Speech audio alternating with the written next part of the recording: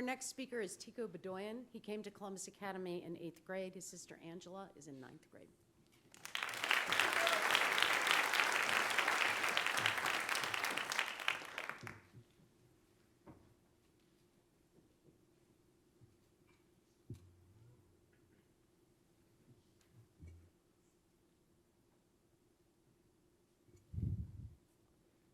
The knowledge of one's family history can provide great insight into their roots and culture. To me, family history is more than just names, professions, and countries. The stories I've been taught about my ancestors throughout the years have been a great source of pride and inspiration. The earliest story I remember learning was that of my great-grandfather on my mom's side. Sometime around the year 1919, a young boy hid inside a wooden chest as Turkish soldiers searched his house and village for any Armenians they could find. A few days later, that boy and his grandma, the only members of their family left alive after that day, would flee into the Musa Mountains, where they, along with 4,000 other Armenians, would defend themselves from constant Turkish onslaught for 40 days.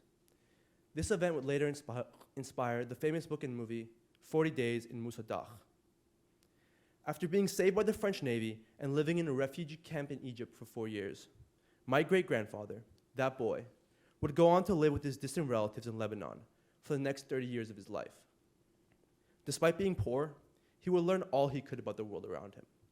I remember my grandfather telling me a story about when my great-grandfather was little, and he traded his shoes for some books, because to him, the price of being barefoot was very little compared to the knowledge that could be gained from those books.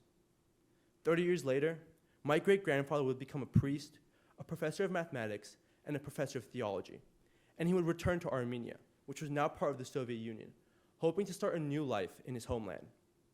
However, what he found when he returned was not what he had expected. Upon entering the country, KGB officers confiscated all of his Bibles and religious items, because at the time, religion was banned in the Soviet Union. Over the years, he would constantly be harassed by communists, who doubted his dedication to the Soviet Union as a result of his background as a religious man and as an academic, two things that were commonly associated with enemies of communism. Despite having all of his qualifications, he would work as a barber while secretly educating his children in the Bible and mathematics.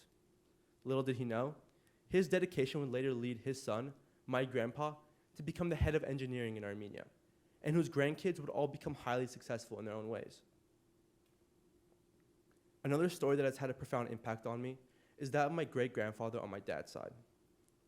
Having been born in an Armenian village to a poor family, when he turned 16, my great-grandfather would lie about his age and go fight for the Soviets in World War II. While serving in the army, he became a highly decorated soldier, becoming a Soviet spy to Turkey during the war. Upon returning home, he joined the Communist Party and became a very powerful politician. He was known as a humble man who was a devout communist and truly believed in the ideology, wanting it to succeed. Despite already holding a high position, he would go on to earn a degree in architecture and a degree in engineering later in his life. My family has a newspaper article that was published in the Soviet Union titled, "Father and Son Get Engineering Degrees on the Same Day." This article referred to my grandfather and great-grandfather. My grandfather would go on to play a crucial role in the development of the first programmable Soviet computers, and he was nominated for the Lenin Prize, the Soviet equivalent of a Nobel Prize. Unfortunately, because my great-grandfather was a devout communist and never used his position of power to steal from the government, after the collapse of the Soviet Union, while most of his peers became aristocrats, he and his family were left penniless. Both of these stories share themes that have given me insight into my family's legacy and helped shape my identity.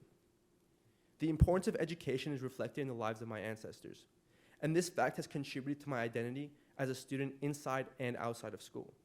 Consequently, my education is very important to me, beyond my GPA or what college I might get into.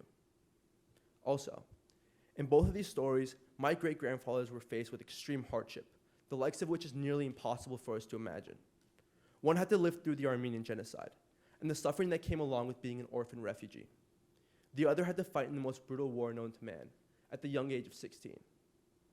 And for both, even when it seemed that the heartache had ended, like some tragic story, they were thrust into yet another awful situation. Like returning to their homeland, where they were driven out of by invaders, after 30 years of hardship, only to be harassed by the authorities and prosecuted for their religious beliefs. or sacrificing their entire life, fighting for and believing in an ideology, only to see it crumble before their eyes and leave them broke. It's impossible to imagine my great-grandfathers not feeling an extreme sense of hopelessness during these times. However, both of them found a way to persevere. They did find hope in the most dire situations. Both men would live on to see their grandchildren achieve great things and exalt their legacy in the process. Through their determination, I have learned to persist, to have goals, and to keep hope alive. I urge everybody to try and find out what your family's legacy is, and to understand the stories that can be learned from it. What comes with a family history and legacy is not just pride, knowledge, and identity, but a responsibility. A responsibility to continue representing and shaping the values and ideals that make you who you are today. Because otherwise, what will be your legacy? Thank you.